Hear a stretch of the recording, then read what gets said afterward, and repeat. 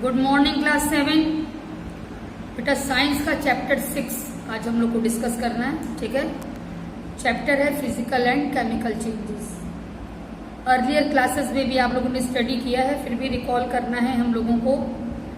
तो सबसे पहले फिजिकल चेंजेस देखिए। फिजिकल चेंज एक्चुअली चेंज होता है physical state, shape, size, appearance. ठीक है, फिजिकल स्टेट में जो चेंज है वो फिजिकल चेंज कहलाएगा। और ये चेंज रिवर्सिबल भी हो सकता है और इरिवर्सिबल भी हो सकता है। मैं बताऊंगी कैसे। लेकिन किसी भी न्यू सब्सटेंस का फॉर्मेशन नहीं होगा। अब देखिए, मान लीजिए आपने वाटर लिया है, वाटर को आप कूल करेंगे, आइस बन जाएगा। फिर से आइस को मेल्ट करके आप वाटर बना सकते हैं, यानी ये चेन रिवर्सिबल हो सकता है। तो आपके मन में क्वेश्चन आ सकता है कि फिर ये इरिवर्सिबल कैसे होगा मैं बता रही हूं। आप एक पेपर ले लीजिए, पेपर को आप फाड़ दीजिए। ठीक, ये बताइए, आपने एक बार पेपर को फाड़ दिया, दोबारा से उसको जोड़ के पहले जैसा बना पाएंगे? नहीं। तो रिवर्सिबल चेंज नहीं है। तो आप कहोगे कि जब रिवर्सिबल चेंज नहीं है तो फिर ये फिजिकल चेंज कैसे हुआ? फिजिकल चेंज ऐसे हुआ कि पेपर को हमने फाड़ा लेकिन कोई भी नई चीज नहीं बनी। ठीक है ना। अब यहाँ देखिए फिगर में क्या समझाया गया, जैसे देख लिया जाए। आइस है, ठीक है, ये मेल्ट होके वाटर। कैसे मेल्ट होगा? जब आप हीटिंग करोगे, आइस को हीट दोगे, वाटर में चेंज होगा। फिर वाटर को हीट दोगे, ये वाटर वेपर में चेंज होगा। ठीक, लेकिन दी कंडीशन को जस्ट अपोजिट किया जाए, यानी वेपर को फिर हम कूल डाउन करें, तो वेपर कूल डाउन होके यानी कंडेंसेशन होके फिर से वाटर में चेंज हो जाएगा। और वाटर को हम और कूल डाउन करें, टेम्परेचर को और डाउन करें हम, तो जैसे ही 0 डिग्री सेल्सियस पे टेम्परेचर पहुंचेगा, वाटर जो है वो आइस में चेंज होना शुरू हो जाएगा। ये जो सिंबल लगाया गया है, हाफ एरो इधर हाफ एरो उधर, यानी रिवर्सिबल का सिंबल है। ये रिवर्सिबल रिएक्शंस हैं कि जैसे आइस से वाटर मिला, वाटर से फिर से आइस हमें मिल सकता है, ये रिवर्सिबल चेंज है। ठीक है, लेकिन पेपर हमने फाड़ा, पेपर फटे हुए पेपर से फिर हमें पहले की तरह पेपर नहीं मिला, वो इरिवर्सिबल चेंज है। देखिए आपके एग्जाम्पल में भी दिया है टीयरिंग ऑफ पेपर। तो ये तमाम फिजिकल चेंज के एग्जाम्पल दे रखे हैं। Melting of butter, stretching of rubber, melting of wax. तो बेटा ये सब कुछ आप रीडिंग करोगे। ठीक है, अब है कि फिजिकल चेंजेस की क्या क्या प्रॉपर्टी होती है, कुछ तो हम लोगों ने बोल ही दिया। फिर भी कोई न्यू सब्सटेंस नहीं बनेगा। ठीक है, physical change it may be reversible और इरिवर्सिबल। ठीक है, हीट इवॉल्व भी हो सकती है, एब्जॉर्ब भी हो सकती है। ठीक है, और फिजिकल चेंज में केवल जैसा कि पहले ही मैंने बताया, केवल फिजिकल प्रॉपर्टी में ही चेंज होता है, केमिकल प्रॉपर्टी में कोई चेंज नहीं होता। ठीक है, और फिजिकल चेंज में जैसा कि मैंने फिर से एक बार इस पॉइंट को मैं क्लियर कर दूं, रिलीज होना या हीट का एब्जॉर्ब होना, ये फिजिकल चेंज में हो भी सकता और नहीं भी हो सकता। जैसे टीयरिंग ऑफ पेपर था, पेपर को आपने फाड़ा तो इसमें हीट का कोई भी रोल नहीं है। ठीक है, जबकि आइस का वाटर में चेंज होना या वाटर का वेपर में चेंज होना, इसमें हीट का रोल है। तो कहने का मतलब ये हुआ, इसको बहुत क्लियर समझिएगा कि हीट का रिलीज होना या हीट का एब्जॉर्ब होना फिजिकल चेंज में हो भी सकता है, नहीं भी हो सकता है। ठीक है, बाकी सब पॉइंट्स क्लियर है। आगे चलते हैं केमिकल चेंज। बेटा केमिकल चेंज में हमेशा केमिकल कंपोजिशन में चेंज हो जाता है, यानी कि नई चीज बनती है। फिजिकल चेंज में कोई नई चीज नहीं बन रही थी, केमिकल चेंज में नई चीज बनती है और ये इरिवर्सिबल रिएक्शन होता है। कहने का मतलब, फॉर एग्जाम्पल देखिए, सिंपल सा एग्जाम्पल मैं बता रही हूँ आपको। जैसे A+B कोई चीज है, ठीक, इसका आपस में रिएक्शन हुआ और बना C+D। अब आप ये चाहो कि C+D से दोबारा A+B मिल जाए तो ये पॉसिबल नहीं है, क्योंकि केमिकल चेंजेस इरिवर्सिबल होते हैं। ओरिजिनल चीज फिर से हमें नहीं मिल सकती। एक चीज और यहाँ पे बता दूं, ये A और B जो आपस में यहाँ पे रिएक्ट कर रहे हैं, ये रिएक्टेंट्स कहलाते हैं। क्या कहलाते हैं? रिएक्टेंट्स। और C और D क्या कहलाएगा? प्रोडक्ट कहलाएगा। तो प्रोडक्ट से फिर से रिएक्टेंट आपको नहीं मिल सकता केमिकल चेंज में। एग्जाम्पल आप देख लीजिए, जैसे आपने कोई वुड यानी लकड़ी जलाई है, ठीक, लकड़ी जलाई, आपको ऐश मान लीजिए मिला, राख मिली। उस राख से दोबारा आप सोचें कि फिर से ओरिजिनल फॉर्म में आपको लकड़ी मिल जाए, वुड मिल जाए, तो ये पॉसिबल नहीं है। और इसके तमाम और भी एग्जाम्पल, जैसे देखिए मिल्क है, यदि आपने मिल्क को बहुत देर तक बाहर ही रख दिया, गर्मी में रेफ्रिजरेटर में नहीं रखा, तो आपके घर में मम्मी कहती ना दूध फट गया, उसको सावरिंग ऑफ मिल्क या कर्डलिंग ऑफ मिल्क कहते हैं। अब वो जो दूध फट गया उसको सुई धागे से सिल के आप सही नहीं कर सकते हो। कहने का मतलब जो दूध बिगड़ गया, सावरिंग ऑफ मिल्क हो गई, उससे फिर पहले की तरह बढ़िया दूध आपको नहीं मिलेगा। यानी एक ऐसा रिएक्शन हुआ, इरिवर्सिबल रिएक्शन हुआ। तो केमिकल रिएक्शन हमेशा इरिवर्सिबल होता है।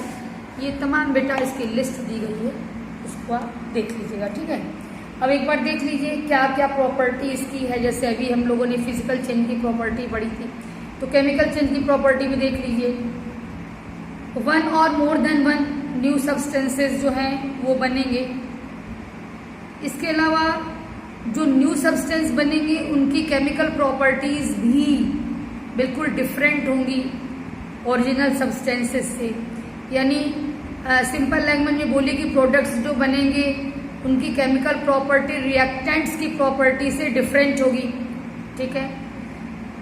मैक्सिमम केमिकल रिएक्शंस में हीट और लाइट या तो इन्वॉल्व होगी या इवॉल्व होगी।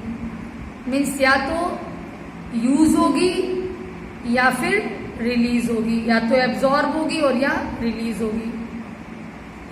और ये बताया जा चुका कि इसको रिवर्स नहीं किया जा सकता, ये रिवर्सिबल होता है, ठीक है। और तमाम बेटा एग्जाम्पल भी यहाँ पर दिए हुए हैं, उसको आप देखिए। अब आप आगे आइए, यहाँ कुछ खास चीज़ नहीं है आपके यहाँ पे डिफरेंस दिया है, पढ़िएगा, समझाया जा चुका है। रस्टिंग ऑफ आयरन समझ लीजिए क्या है। देखिए कभी भी आयरन जो है, लोहा आयरन या आयरन की नेल्स या कोई बड़ा ही इंस्ट्रूमेंट आयरन का, यदि आप छत पे रख दीजिए जहाँ पे इसको एयर की मॉइस्चर मिल जाए, एयर की ऑक्सीजन मिल जाए, तो जानते हैं क्या होता है, कुछ दिनों के बाद आप देखेंगे कि ब्राउनिश लेयर इसके ऊपर आ जाती है, जिसको आप रस्ट कहते हो, जंग कहते हो हिंदी में, ठीक है, इंग्लिश में रस्ट कहते हो। एक्चुअली वो होता क्या है कि जो ये आयरन है वो एटमॉस्फेयर की ऑक्सीजन और मॉइस्चर को लेकर के ऑक्साइड बनाता है, आयरन का ऑक्साइड बन जाएगा, ठीक है। तो आयरन का ऑक्साइड जो बन जाएगा वही ब्राउनिश कलर की लेयर होती है, ब्राउनिश रेड कह सकते हो, और उसी को रस्ट कहते हैं या जंग कहते हैं। यदि आप चाहो कि फिर पहले की तरह की नेल हो जाए तो पहले की तरह होगी, कैसे होगी, ऊपर की जो रस्ट की लेयर है वो जब हटेगी तब। लेकिन जो लोहा, जो आयरन ऑक्साइड बना लिया, रस्ट के फॉर्म में आ गया, उसको दोबारा पहले की तरह आप नहीं पा सकते हो, उतना हिस्सा एकाध हो जाएगा। जैसे टिन विन होता है थोड़ा पतले लोहे का, उसको रख दो तो पता चलता है कि कुछ दिन में वो बिल्कुल, जो कहते हैं कि झड़ गया, टूट गया, टूट जाता है, बिल्कुल पतली परत होती है, नष्ट हो जाती है। हाँ, मोटे परत का लोहा है तो धीरे धीरे एक एक लेयर हटेगी उसकी। देखिए यहाँ रिएक्शन दिया है, आयरन मेटल है, ये एटमॉस्फेयर के ऑक्सीजन और वाटर से रिएक्ट करेगा, ठीक है, और क्या बनाएगा, hydrated iron oxide. Hydrated word water से लिया गया है, क्योंकि वाटर इसमें आ रहा है रिएक्शन में, तो हाइड्रेटेड आयरन ऑक्साइड बनता है, यही रस्ट है, इसी को जंग कहते हैं। अब अगला टॉपिक है कि इस रस्टिंग को हम रोक कैसे सकते हैं, रोक सकते हैं रस्टिंग को। देखिए, जो भी चीज़ें लोहे की हैं आपके घर में, फॉर एग्जाम्पल जो आंगन के ऊपर कवर बनता है जाली टाइप का, वो भी लोहे का होता है। मकान में भी तमाम जगह हम लोग लोहे के रॉड वगैरह वो खिड़की वगैरह में भी लगाते हैं। तो ज़रूरत होती है कि कैसे रस्टिंग को रोका जाए। तो यदि आप पेंट कर दो, उस पर लोहे की लेयर पर पेंट हो जाए, ग्रीस लग जाए, ऑयल लग जाए, तो क्या होता है, लोहे का कांटेक्ट जो है वो एटमॉस्फेयर की एयर और मॉइस्चर से हट जाएगा, समाप्त हो जाएगा कांटेक्ट। यानी लोहा जो है वो एटमॉस्फेयर के लोहे का एटमॉस्फेयर से संपर्क टूट जाएगा और एटमॉस्फेयर से ही उनको एयर और मॉइस्चर मिल रही है। तो एयर और मॉइस्चर से जब लोहे का कांटेक्ट समाप्त हो जाएगा तो फिर लोहे में रस्टिंग नहीं होगी। इसके अलावा देखिए, कभी कभी क्या करते हैं कि लोहे पर जिंक की लेयर चढ़ा देते हैं, तो भी लोहा सेफ हो जाता है, रस्टिंग नहीं होती है। और इस प्रोसेस को, यानी लोहे पर जिंक की लेयर चढ़ाने के प्रोसेस को कहते हैं गैल्वेनाइजेशन, ठीक है ना। इसके अलावा एलॉइंग, ये क्या होती है, तो लोहे को पहले मेल्ट करके और फिर किसी और भी मेटल को मेल्ट करके मिक्स कर देते हैं, ठीक है, एलॉय बना देते हैं। क्या मिक्स करते हैं, देखिए, जैसे स्टेनलेस स्टील आपके घर में यूज होता है, उसमें लोहे में क्या क्या मिला होता है, क्रोमियम, निकल, मॉलिब्डेनम, टाइटेनियम, ये सब मिक्स होता है। इससे क्या होता है, इससे आपको मिलता है स्टेनलेस स्टील, यानी ऐसा स्टील जिसमें स्टेन नहीं रहे, दाग धब्बा नहीं रहे। कहने का मतलब कि रस्टिंग उसमें नहीं होगी, ठीक है। देखिए, फिर कभी कभी आप देखते हो, बैगन है, सेब है, इसको आप चाकू से काटिए, ठीक, काट के छोड़ दीजिए, आप देखेंगे जो ये पीस है इसकी जो ऊपर का जो वाइट पोर्शन है, आप देखेंगे कि इसका कलर थोड़ा चेंज हो जाता है, ठीक है ना, थोड़ा ब्राउन टाइप का दिखाई देता है। क्यों दिखाई देता है इस तरह का, यहाँ भी वही चीज़ होती है कि इसमें जो ब्रिंजल या एप्पल में जो केमिकल सब्सटेंस है वो एटमॉस्फेयर के ऑक्सीजन से कह लो, और मॉइस्चर तो मान लो इसमें भी है, तो ऑक्सीजन से रिएक्ट करके फिर ऐसा केमिकल सब्सटेंस बना रहा है, जस्ट लाइक जैसे रस्ट बनी थी उसमें आयरन में। तो इसीलिए इस तरह का कलर यहाँ पे चेंज हमें दिखाई देता है, ठीक है। जो नया चीज़ बना वो ब्राउन कलर का है, इसीलिए लेयर ब्राउन दिखाई देती है। इरिवर्सिबल है, इसलिए केमिकल चेंज है, मतलब आप उसको काट के ही हटा पाओगे, ये नहीं कि वो दाग पड़ गया है वो धोने से हटेगा नहीं, उसको हटाना होगा तो उतना पोर्शन आपको काटना पड़ेगा। इस चीज़ को बचा सकते हो, कैसे बचा सकते हो, यदि तुम ये सब काट के पानी में डुबा दो यदि, है ना, तो फिर ये ऑक्सीजन नहीं मिल पाएगी उसमें पानी में पर्याप्त, तो ये काम जो ब्राउन कलर हो जा रहा है केमिकल रिएक्शन के कारण, ये केमिकल रिएक्शन नहीं होगा और लेयर ब्राउन नहीं होगी। इसीलिए आपने देखा होगा कि आलू या बैगन या इस तरह की सब्जियां काट करके लोग पानी में डुबा देते हैं यदि देर में बनाना होता है तो, इसीलिए क्योंकि इसका कलर खराब ना हो। ऐसे देखिए, विनेगर और बेकिंग सोडा का रिएक्शन, यहाँ पे ये सब घर में मिलने वाली चीज़ें हैं, तो आप घर में भी इसका देख सकते हैं कि क्या रिएक्शन है, और नहीं तो इसे आप देख लीजिए, विनेगर है, एसिटिक एसिड घरों में होता है, ये बेकिंग सोडा भी घरों में होता है। ये दोनों जब आपस में रिएक्ट करते हैं तो एक केमिकल चेंज होगा, क्या बनेगा, कार्बन डाइऑक्साइड बनेगा, और जो भी बनेगा न्यू सब्सटेंस, और वाटर भी बन रहा है। तो कहने का मतलब इन्होंने कंपाउंड का नाम नहीं दिया, लेकिन ये कहा कि कोई नई चीज़ बनेगी और वाटर भी बनेगा। और ये रिएक्शन जो है, देखिए सिंगल तरफ एरो है, इस रिएक्शन में आप चाहोगे कि जो चीज़ें बनी हैं फिर इनसे वापस विनेगर और बेकिंग सोडा मिल जाए, तो ये पॉसिबल नहीं है, ठीक है। तो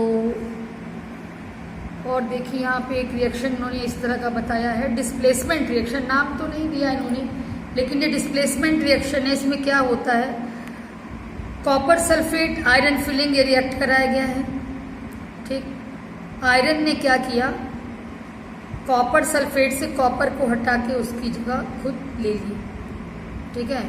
ये भी केमिकल रिएक्शन है, ये भी अपोजिट रिएक्शन नहीं हो सकता, क्योंकि कॉपर में ये पावर नहीं है कि वो आयरन को हटा करके उसकी जगह ले लेगा। आयरन में पावर है, वो कॉपर को हटा सकता है। क्यों?